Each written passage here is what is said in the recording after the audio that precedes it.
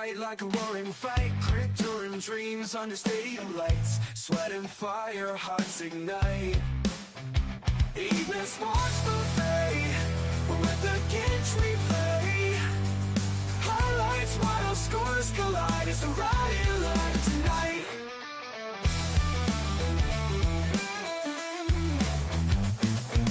Blades drawn, bold on the chalkboard slate. Rivals clash, it's a heavyweight fate. Every second pounding, can't wait. Yes, I know. I gotta change some things here real quick. There we go. Welcome to another edition of Early Evening Sports Buffet with Ginch. I'm Sid Ginch, your host, Ryan F. I'm going to sort of dedicate mostly this show to, I do my best Jordan impression, to college football tonight.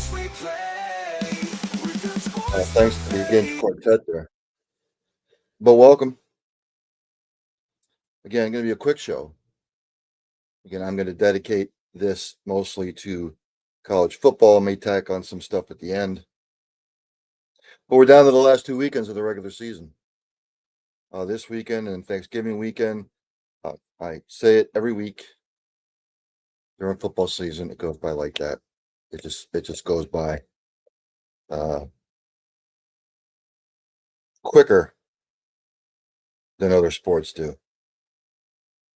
So let's go down the top 25 scores from last week. Excuse me, a little under the weather. It all kicked off last Friday. Number 8, Oregon beat Minnesota. For Minnesota, Drake Lindsey was 19 of 32, 138 yards, a touchdown, no picks. Darius Taylor had 10 carries, 57 yards. Your leading receiver was Darius Taylor. 4 for 40, leading tackler for Minnesota was John Nestor. For the Oregonians, Dante Moore, 27 of 30, 306 yards, 2 touchdowns, no picks.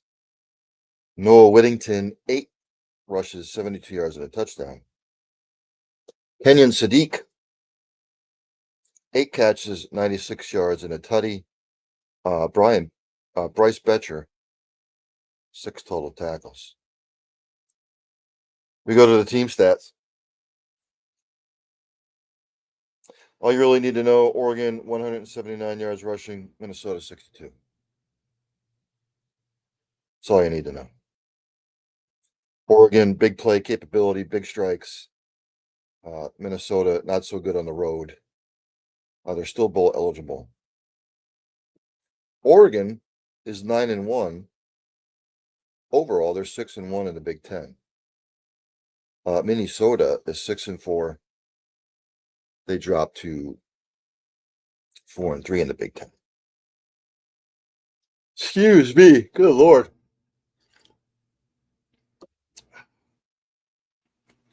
Louisville all but knocked themselves out of the college football playoff, 1-2 out of the ACC championship. Clemson beat them 20-19. Clemson kind of salvaging their season here. I know Clemson plays Furman this week. They should beat Furman handily to get to 6 wins. So Clemson will be going to a bowl game. And who knows, they may even beat South Carolina to finish up the season 7-5. Game was a slobber knocker the whole way through. Cade Klubnik for Clemson was 22 of 34, 187 yards, no touchdowns, no picks. Adam Randall, 15 carries, 105 yards, 2 touchdowns. TJ Moore, 6 catches, 68 yards. The leading tackler was Sammy Brown. For Louisville, Miller Moss was 19 of 27, 212 yards, no touchdowns, no picks. Louisville rushing, Kajon Brown, 15 carries, 135 yards. Chris Bell, 5 catches, 79 yards. Antonio Watts, Stanquan Clark, 7 total tackles. We go to the team stats.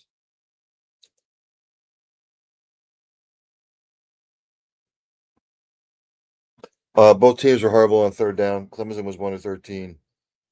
Louisville was 2 of 11. Clemson just made one more big play than Louisville did, if you watch the game.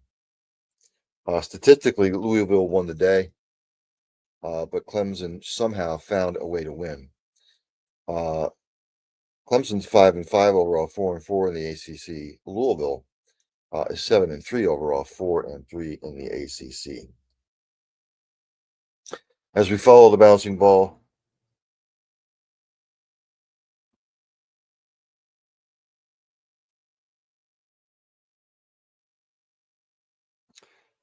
Arizona beat number 25 Cincinnati in a Big 12 matchup.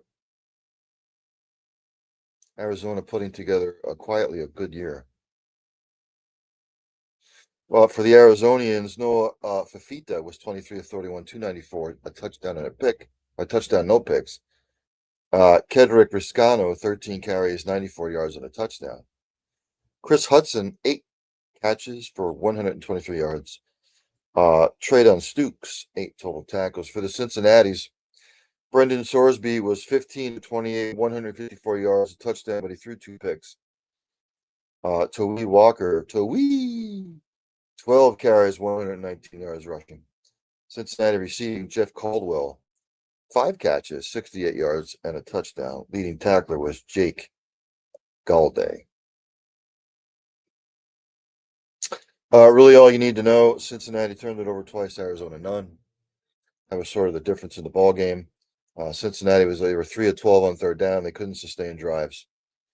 Arizona held the ball for 36 minutes. That's your ball game. Cincinnati was ranked 25th at the time. They're 7-3 overall, 5-2 in the Big 12. Arizona 7-3 overall, 4-3 in the Big 12. Get to the rankings later, which mean nothing, by the way.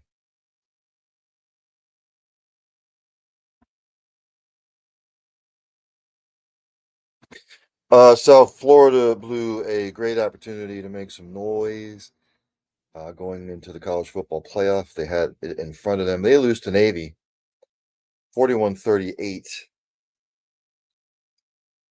For Navy, Byron Brown was 23 of 32 for 327 yards, 2 touchdowns and a pick. He was also the leading rusher with 17 carries, 136 yards, 2 touchdowns. South Florida receiving, Jeremiah Kroger, 9 catches, 112 yards and a touchdown. Mac Harris, 15 total tackles. For the Navies, Blake Horvath, 8 for 15 for 147 yards, touchdown, no picks. Navy collectively ran the ball 53 times for 338 yards and 4 touchdowns. Eli Heidenreich, 5 catches, 146 yards receiving. Coleman Colley, 11 total tackles. We go to the team stats. Really, what it boiled down to, South Florida turned it over twice, Navy only once. Navy with the ground game controlling the clock for 35 minutes. The Navy squeaks it out. South Florida last week was ranked 24th. They're 7-3 overall, 4-2 in the American. Navy 8-2 overall, 6-1 in the American. I think they should be actually ranked ahead of Tulane to make the college football playoff, but they're not. Number 23, Tennessee last week beat the snot out of New Mexico State 42-9. Game was not close. Go figure. New Mexico State, Logan Fife, 23 of 34, 166 yards, no touchdowns and a pick. They also used Adam DeMonte. He was 12 of 18, 147 yards, no touchdowns, a pick. New Mexico running the football because Logan Fife was sacked for minus 25 yards. New Mexico State, 30 rushes for 27 yards. Donovan Faupe, 9 catches for 80 yards. Nathan Mitchell, 10 total tackles. For Tennessee, Joey Aguilar was 17 of 23, 204 yards, a touchdown, but he did throw 2 picks. Deshaun Bishop, 16 carries, 80 yards, and a touchdown. David Hobbs, 9 total tackles. Your team stats. Both teams turned it over twice. But look, Tennessee outran Mexico State 194-27. Tennessee's pass defense gave up a lot of yards, 313. New Mexico State was actually better on third down, but just the big play capability of Tennessee. Tennessee is now 7-3 overall.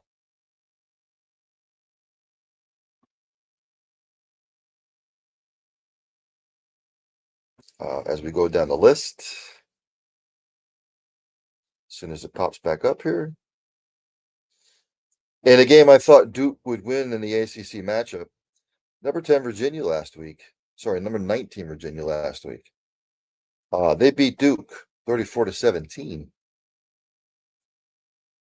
Chandler Morris for Virginia was 23 of 35, 316 yards, 2 touchdowns, but he threw 2 picks.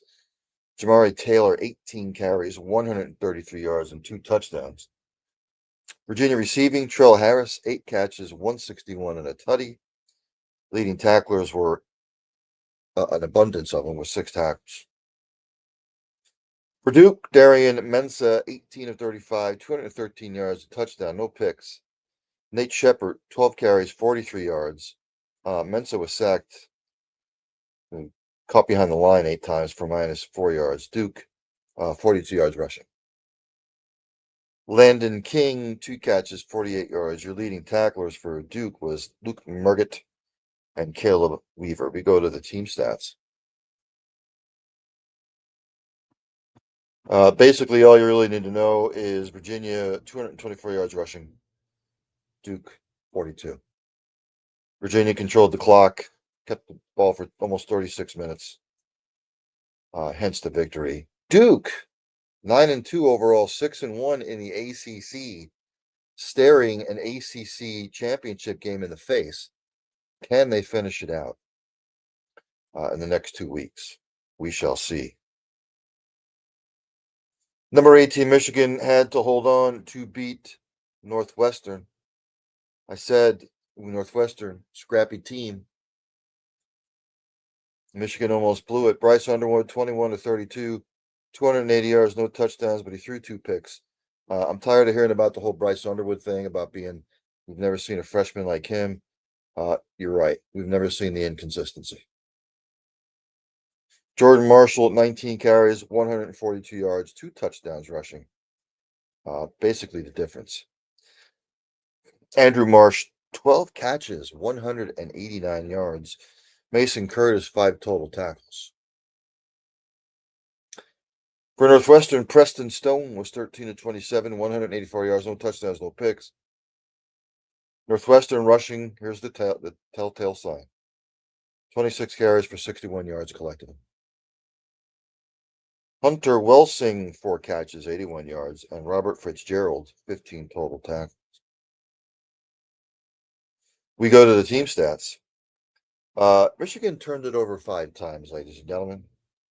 Northwestern, none. You don't see that ever. Northwestern should have won this game. You turned them over 5 times, but you couldn't run the ball. You were 2 of 12 on third down. Michigan, 9 of 14 on third down. You got out rushed 4-1, basically. That's why Michigan held on to win. Michigan 8-2 overall. They're 6-1 in the Big Ten. Staring at the big game. The game coming up in a week and a half.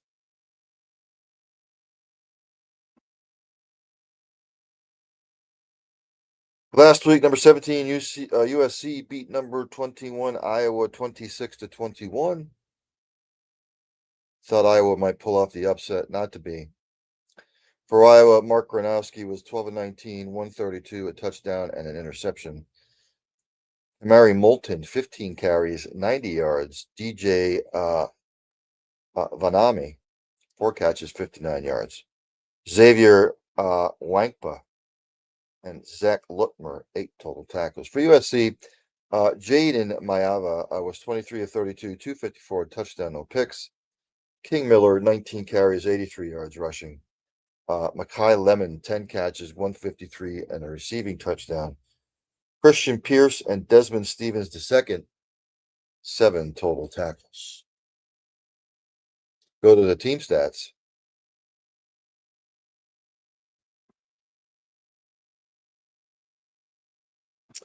Again, Iowa won the rushing battle. They were 4 of 10 on third down. USC was 5 of 10, but the one turnover that Iowa had, it sort of hurt them. That was sort of the difference in the ball game. Iowa is 6-4 overall, 4-3 in the Big Ten. They're still bowl eligible. USC 8-2 overall, 6-1 in the Big Ten, or the Big Ten +9, or whatever the fuck they call it now. It's not the Big Ten. It's not the Big Ten.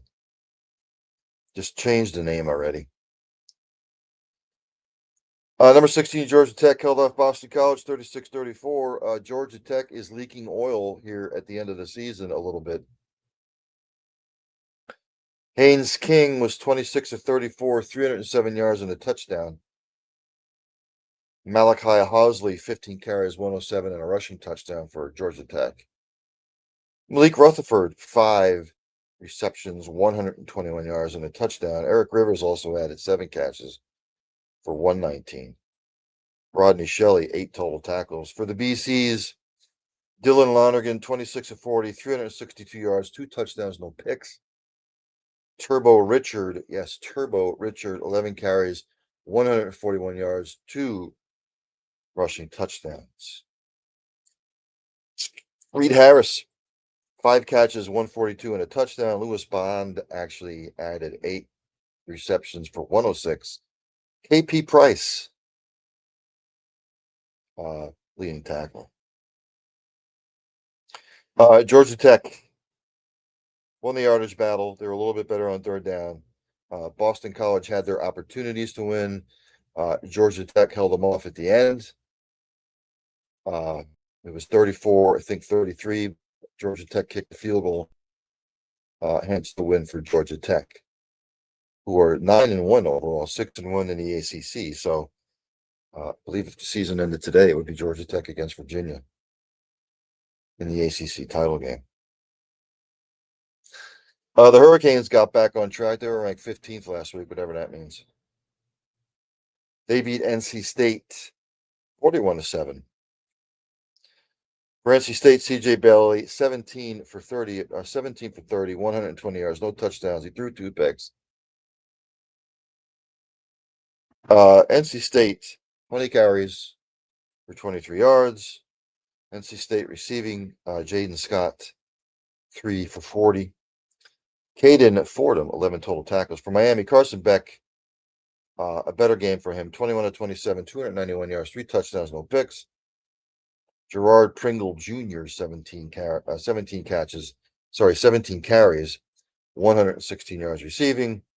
Keelan Marion, 7 receptions for 96 yards.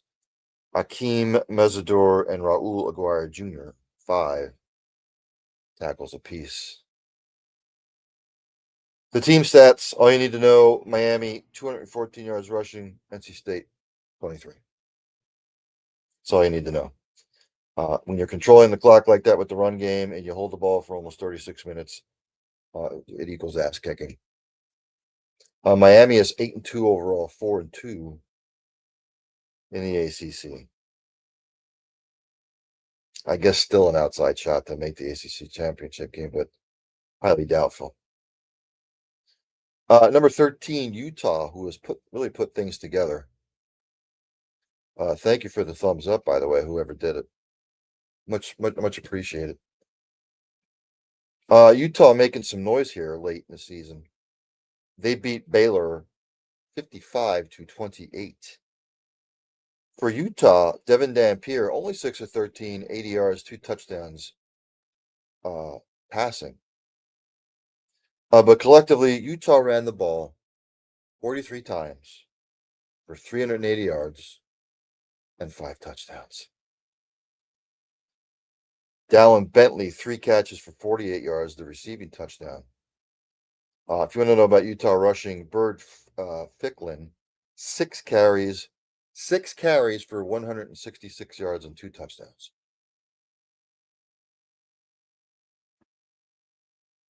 You do the math. That's what? 6 into 166. That's 2. That's 27 yards a carry. Wayshawn Parker, 15 carries, 129 yards and a touchdown. Blake Cotton, Jonathan Hall, 6 total tackles. For Baylor, Sawyer Robertson, 29 of 58 for 430 yards, 3 touchdowns, but he threw 2 picks. Bryson Washington, 14 carries, 97 yards. Josh Cameron had a day, 13 for 165 and 2 touchdowns receiving.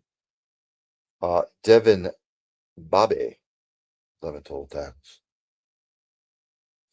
Team stats, Baylor turned it over twice. They got outrushed 380 to 133. Hence the win. Utah is 8-2 overall, 5-2 in the Big 12. It's just going to be really interesting to see what happens the last 2 weekends. BYU got back on track. They beat TCU 44-13. I thought this game would be a little bit closer. I was wrong. For TCU, Josh Hoover was 10 of 23, 183 yards, no touchdowns. He threw 2 picks. He was also sacked a couple times. Jeremy Payne, 9 carries for 55 yards, and Eric McAllister, 4 receptions for 107 yards. Jamel Johnson, 9 total tackles. For BYU, Bear Bachmeyer was 23 of 33, 296 yards, a touchdown, no picks.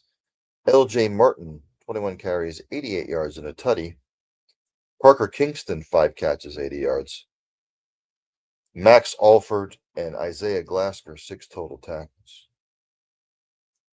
We go to the team stats. BYU won the turnover battle by 1. They won the rushing battle. They were better on third down. TCU was 1 of 10 on third down. So you're running the football. Your defense is playing well. You're going to win. BYU 9-1 overall. They are 6-1 in the Big 12. On a collision course, it looks like, with probably Texas Tech at this point. Another game I thought would be a little bit closer was not. Number 9 Notre Dame last week beat number 22 Pitt. I still call them Pitt.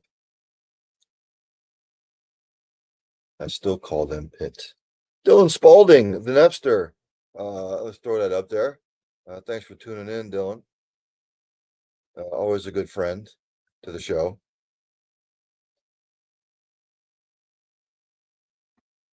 Notre Dame, CJ Carr, 21 of 32, 212 yards, 2 touchdowns, but 2 picks. Jeremiah Love continuing his tear.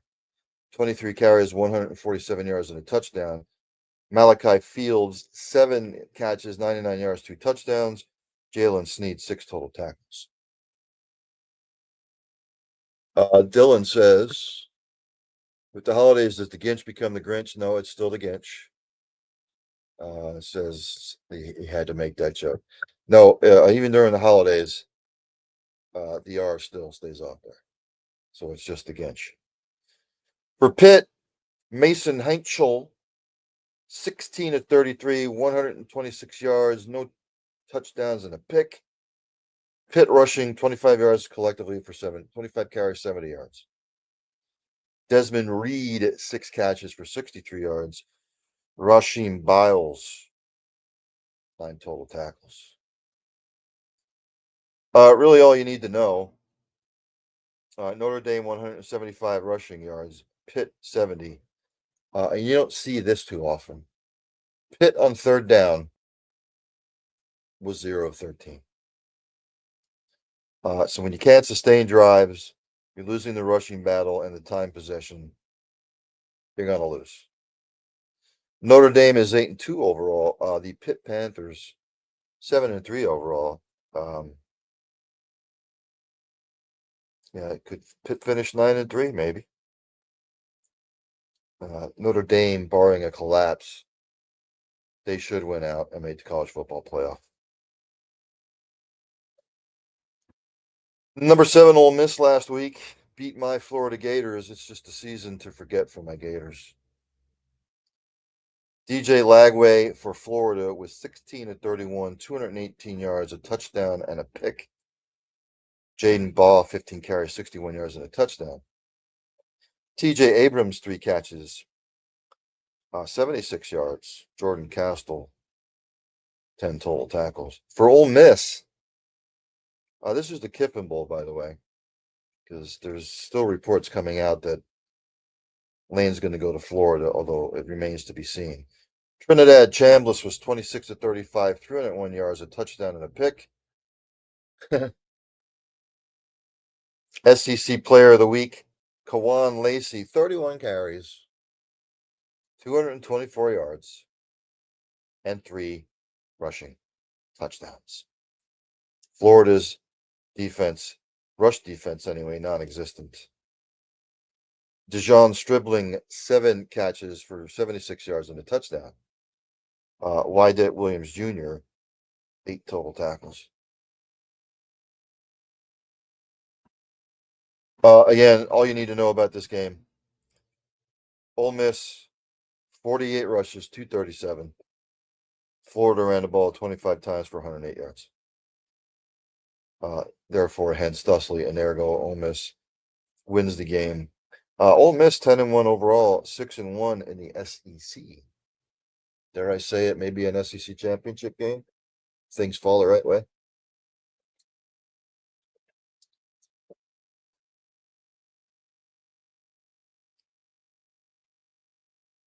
Number 6, Texas Tech last week beat UCF 48-9. I've been saying it the last couple of weeks. This Texas Tech is for real. This team. They're finding their groove.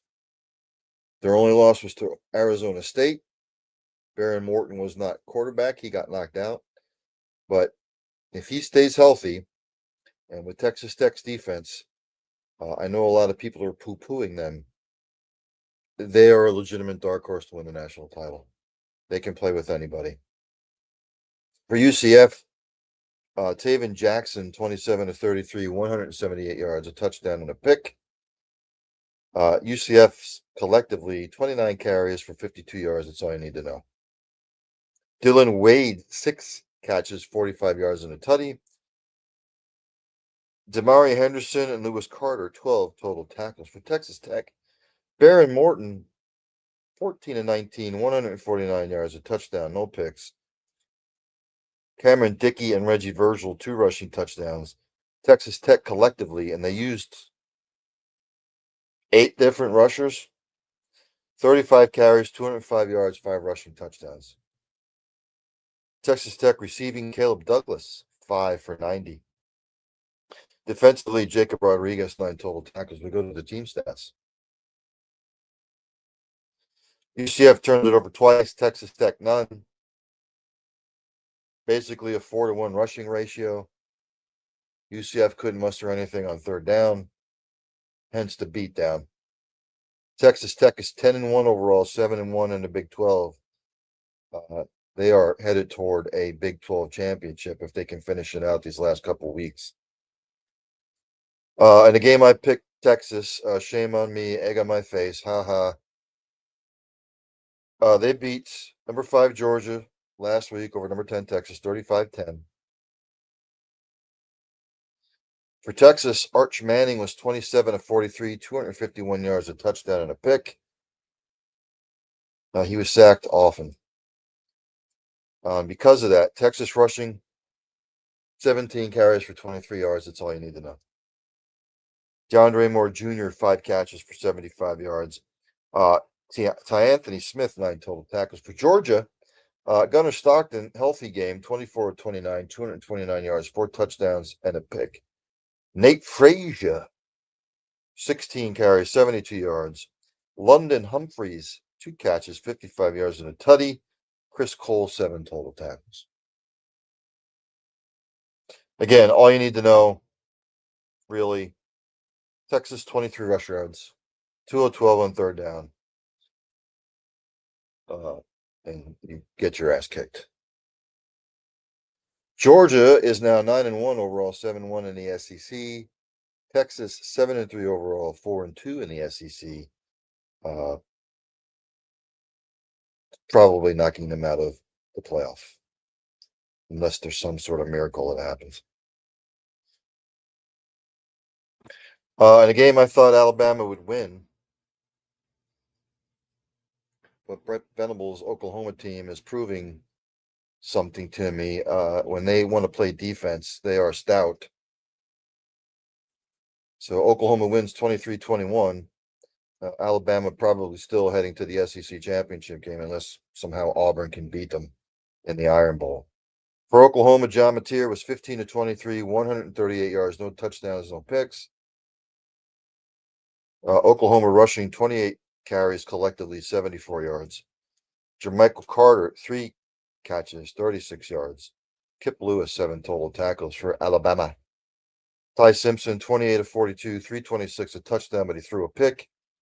Daniel Hill, 15 carries, 60 yards, 2 touchdowns rushing. Josh Cuevas, 6 catches, 80 yards, and a tutty.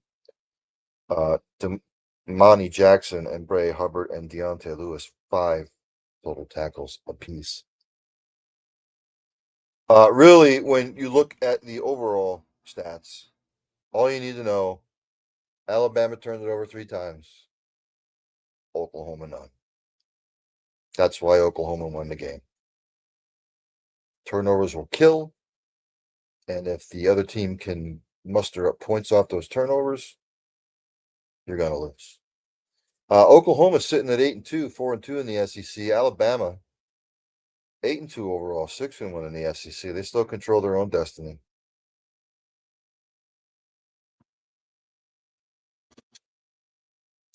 If anybody watched the game last week between Texas A&M and South Carolina, if you shut it off because you thought the game was over, all you clowns on social media who were trolling Texas saying, I've watched sports enough to know. I've seen too much shit happen. Until that clock reads 0, 0, 0 at the end of the game, you never know what's going to happen. Texas Tech 28-0 in the second half. South Carolina was up 30-3. Shame on South Carolina. I'm not so sure. I guess they came out and said Shane Beaver's coming back next year. I don't know. Lenora Sellers was 15-30, 246 yards, 2 touchdowns, and a pick. Jawarn Howell, 3 carries for 30 yards. South Carolina at receiving. Nick Harbor, 3 catches, 102 yards, and a touchdown. Justin Okoronkwo, 9 total tackles. For Texas A&M, Marcel Reed shrugged off a couple of interceptions. He finished 22-39, 439 yards, 3 touchdowns, 2 picks. Texas A&M could not run the football. 29 carries, 64 yards, and yet they still won the game. Texas A&M receiving, 2 guys over 100 yards. Casey Concepcion, Ashton Bethel, Roman, Taurine York, 8 total tackles. You go to the team stats. I mean, really, everything pointed South Carolina's way. They won the rushing battle. They won the turnover. They were +3 in turnovers. Texas A&M was 2 of 11 on 3rd down, and yet somehow South Carolina found a way to lose.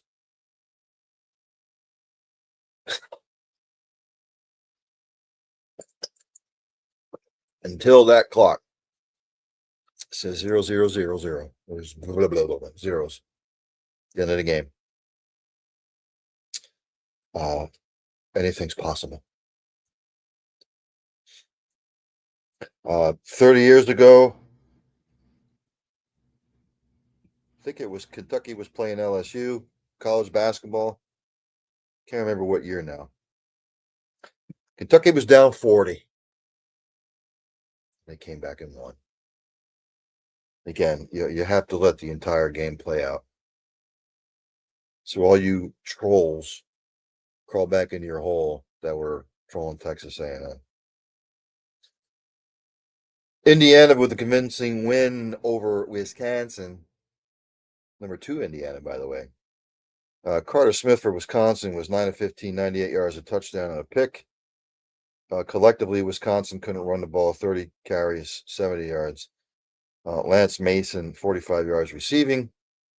Mason posted 12 total tackles. For Indiana, Fernando Mendoza was 22 of 24, 299 yards, 4 touchdowns, no picks. I think he's the front runner to win the Heisman.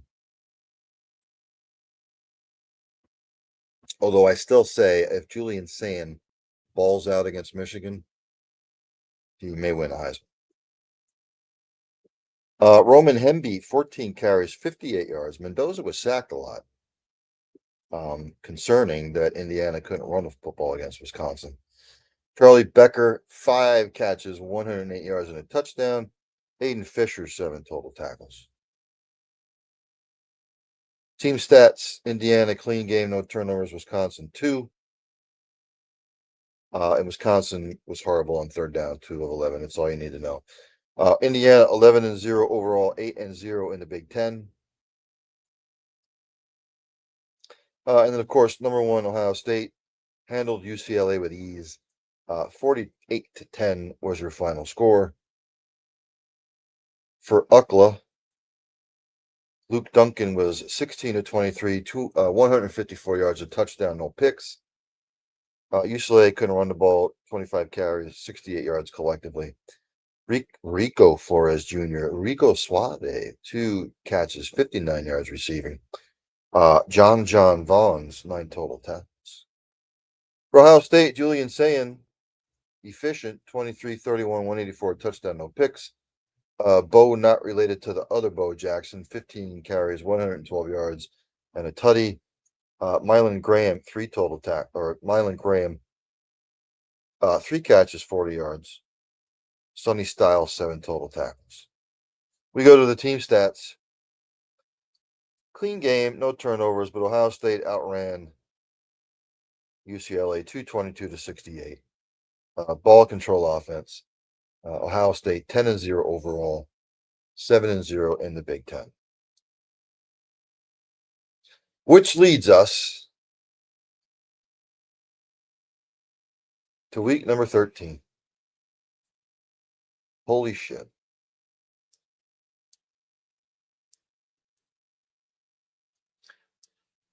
I'm going to just go down in the order that probably these are going to be played.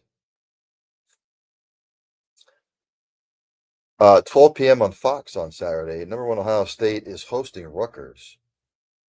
Ohio State favored by 32.5. Now, every time I take Ohio State in the big number, they never cover. I think Rutgers is better than UCLA. But look, Ohio State knows what they have to do. Ohio State's defense has been shutting down everybody.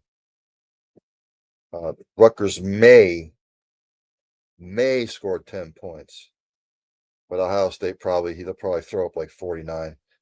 So I'll go with that score, 49-10. 12 p.m. on the SEC network. No line on the game. Number 3 Texas A&M gets basically a bye week, playing Samford. Samford probably won't score. I'm going to go Texas A&M 56, Samford nothing.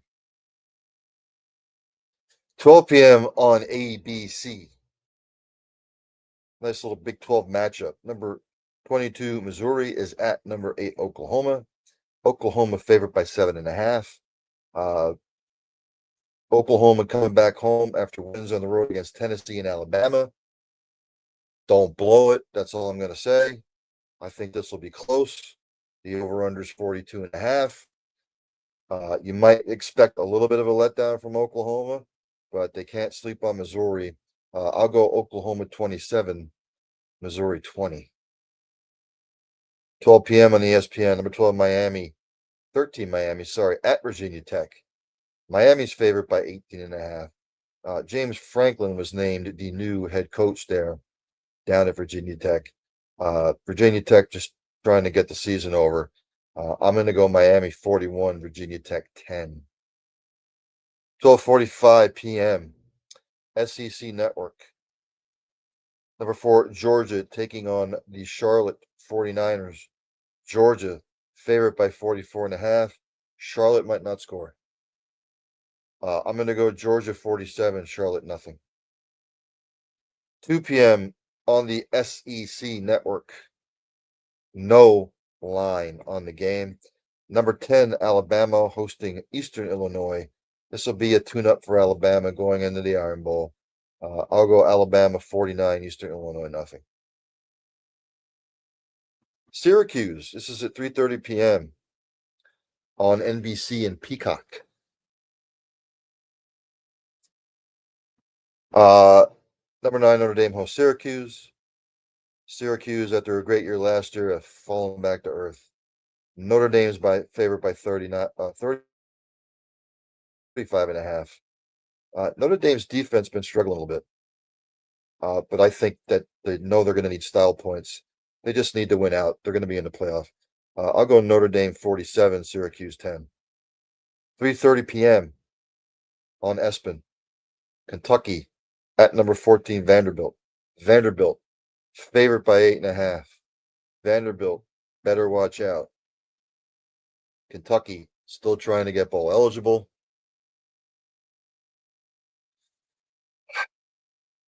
I'm going to go Vanderbilt 30, Kentucky 20. 3:30 p.m. on ABC. Arkansas travels to take on number 17, Texas. Texas only favored by 8.5. Basically a lost season for Texas, but if they can win out, they finish 9-3, go to a good bowl. I'll go Texas 31, Arkansas 20. Tulane, who right now is in the college football playoff. Number 24, Tulane. They will travel to Philadelphia to take on Temple. Tulane's favorite by 9.5. I still think Tulane will win this game. It might be closer than what you think. I'll go Tulane 31, Temple 20. 4 p.m. ESPN2, Kansas State travels to take on the Utes. What is a Ute? Number 12, Utah. Utah favored by 17.5.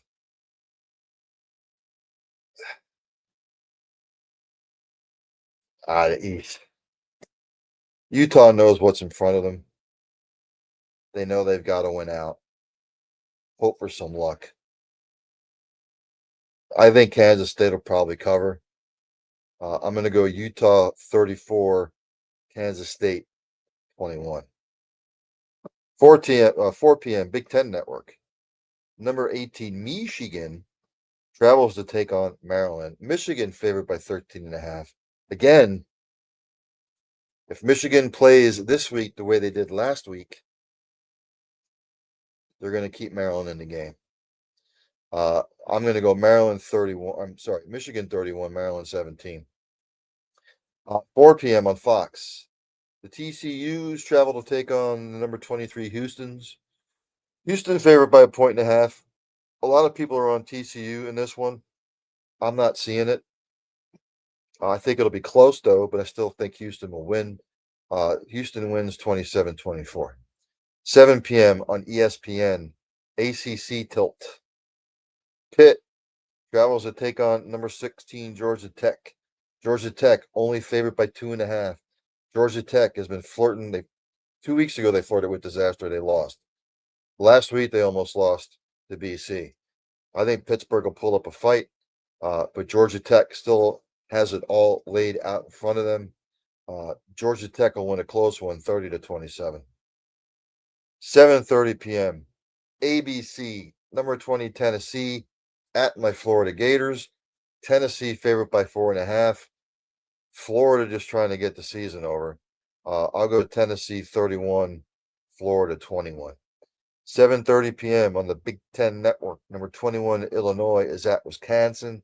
Illinois favored by 8.5. I think Wisconsin will probably keep it close. Illinois still wins 30-20.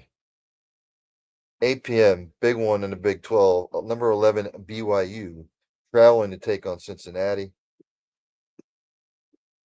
BYU favored by 2.5. I'd like to take Cincinnati, but I can't. I think BYU will win a close one. I'll go BYU 30, Cincinnati 24. And at 8 p.m. on ESPN2, number 25 Arizona State traveling to take on Colorado. Arizona State favored by 7.5. Some people are on Colorado. I had Mark Johnson, the voice of the Buffs, on the other day. I can't. Colorado just seems like a little bit of a mess. I'm going to go Arizona State 34, Colorado 17, which brings me to my game of the week. 3:30 p.m. on CBS.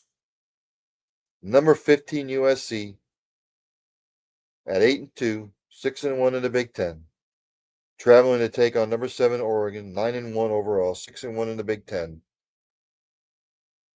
Oregon's favored by 10.5. Somebody knows something that I don't. USC, good year, bounce back year. Oregon, doing what Oregon does.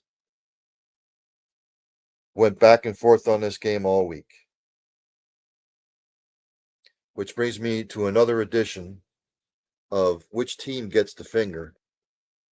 And I'm sorry, I think it'll be close. But this week, yes, Oregon, as soon as it comes up here.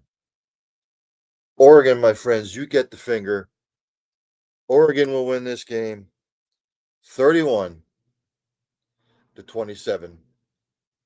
University of Oregon, you, my friends, you get the finger.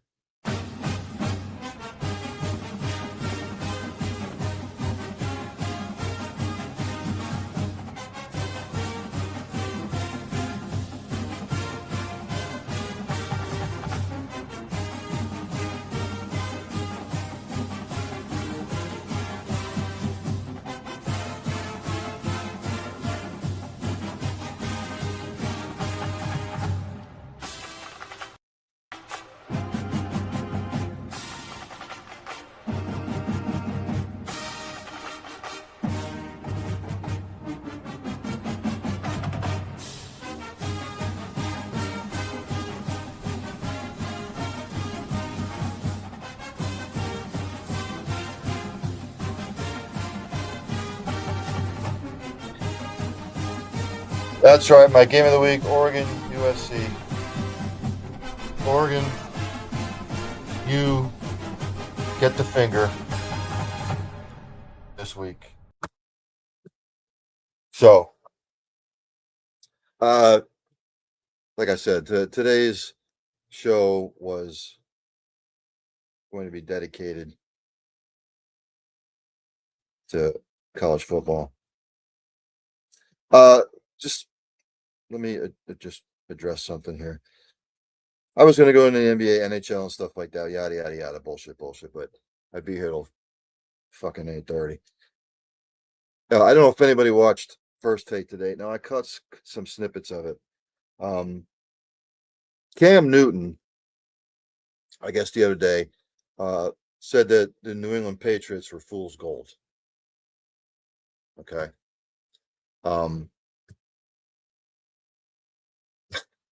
And of course, Drake May responded, I guess, on a radio show and said he doesn't even know what show Cam Newton's on. And of course, Cam Newton, who somebody might want to tell him that he's on a national show. Maybe he should stop dressing like a pimp. By the way, it's okay to dress like that every once in a while. That's your style. That's your style. But he does. He looked like he just came off like 34th and 34th Street or wherever in New York City. He always looks like he's in a bad black exploitation film. The way he dresses. But then he responded on First Take by saying that there was nobody in the gymnasium or wherever they were at on location, saying Like if New England gets the number one seed, uh, and let's just say Patrick Mahomes would have to play them in a wild card, nobody would take Drake May and the Patriots over the Chiefs. I would. Has Cam Newton seen the way the Kansas City Chiefs look sometimes this year? They can't run the football. They're 5-5. They'd be on the road. I would take the Patriots. Let's look at the Chargers. Let's say the Chargers, as a wild card, would have to go to New England to play. Would you take Drake May and the Patriots over the Chargers? I would. Have you seen the way the Chargers have looked sometimes this year? Let's go to the Jacksonville Jaguars. Let's say they would play the Jaguars as a wild card. Have you seen the way the Jags have looked at points this year? I would take the Patriots.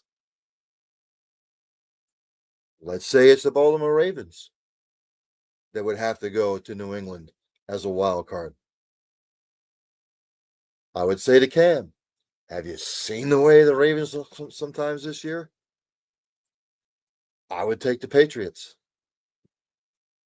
So for him to come out and say that there's nobody in the gymnasium that would take the Patriots over those wild card teams, you're a dumbass.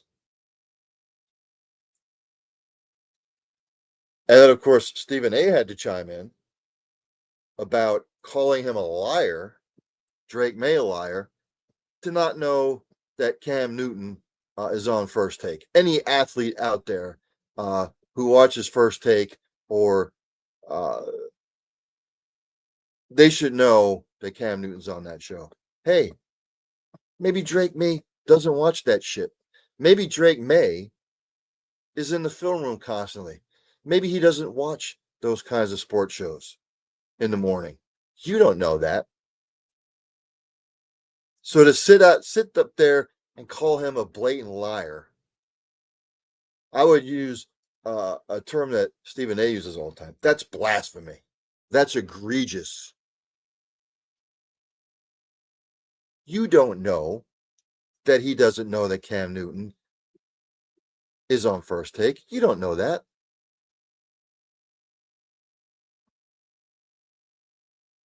So to sit there and blatantly call him a liar on national television,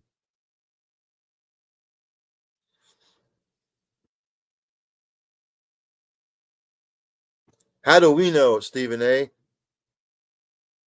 that they didn't pull you off of the NBA show?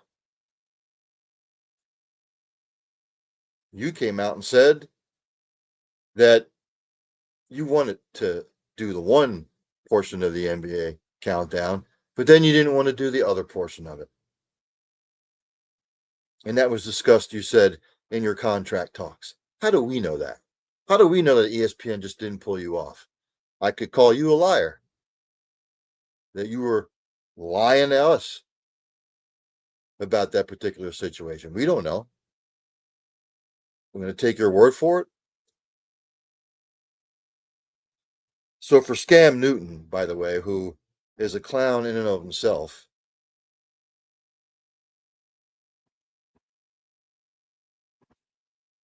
I don't care what anybody says. Cam Newton got paid X, Y, and Z to come play for Auburn, just never got caught. And he knows it.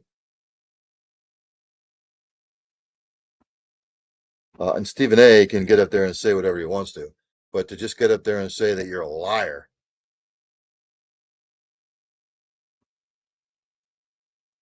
Oh, he knows. He knows that Cam Newton's on his program. You don't know that. You don't know that. You have no clue. Stephen A, you have no clue. There are people my age that have never seen Star Wars. They don't even know what Star Wars is.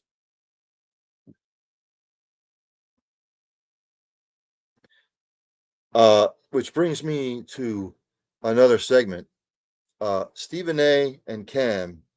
What is your major malfunction, numbnuts? So that's all I have to say about that. There's college football on tonight. Enjoy that. NFL game on tonight. The Bills at the Texans.